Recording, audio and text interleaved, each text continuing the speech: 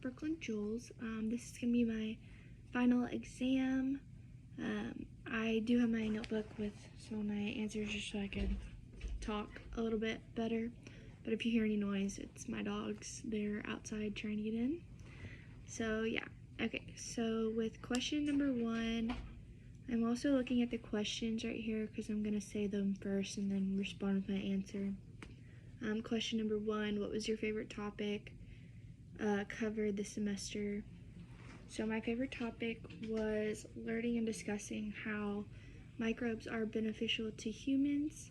Kind of just learning about how without microbes we wouldn't exist at all and how they play into like evolution even with humans and animals. It was also super interesting to learn about like how we basically would not live without them. We wouldn't be here, and we are basically one with microbes.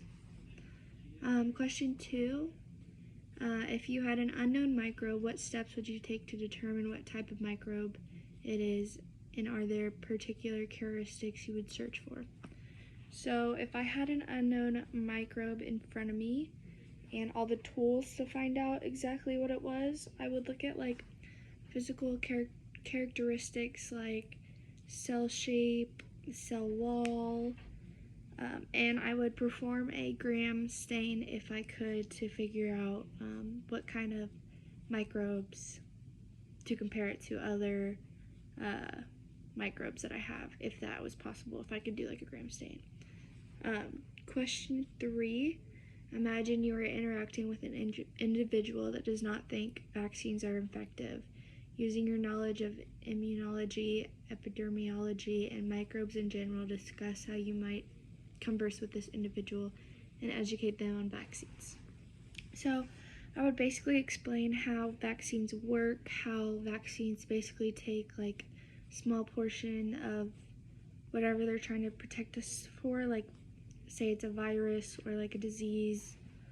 I would basically explain how a little portion of that is taken and is put into our bodies so our bodies know how to respond to it and are able to recognize it, and basically it will come up with a way to like attack it, and that way when we do come in contact with the actual virus or whatever it is, our body knows how to recognize it and how to fight back against it.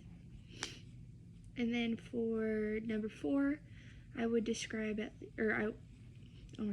number 4, describe at least 2 positives and 2 negative relationships humans have with microbes. So for my 2 positives, I have that they promote gut health.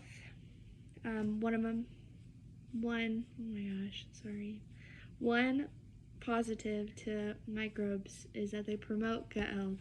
And then my second positive is that they can also help us defense against infections, just like I just talked about about the vaccines.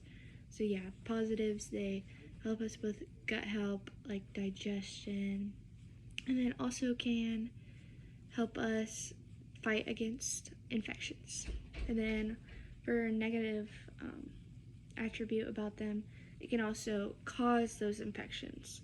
So some of them can be the problem and some of them can be the solution to that. So it's kind of like a hand-in-hand thing. Another disadvantage is that some microbes can even cause things like cancer or some certain diseases like malaria and syphilis. And then number 5, the question states, many applications of microbes exist. List and describe 5 uses of microbes. So one use of microbes is that microbes are used in cheese production. It's kind of the reason that we are able to have cheese. A second one, microbes are used to create healthy soil. Helps aid in production of gathering nutrients for the plants. And number 3, microbes are used in antibiotic production. So the medicine that we take whenever we are sick, it's also kind of made from and discovered from microbes. Number 4, milk is made with microbes. A lot of the process through milk has to do with the microbes itself from the cow or whatever. And number 5, microbes also aid in birth. Like, it helps create healthy babies because the babies absorb some of the mom's healthy microbes so that they are not just unprotected as soon as they come out into the world. Alright, that was all 5 questions. And again, my name is Brooklyn Jules, and I'll be uploading this to YouTube right now. Thank you.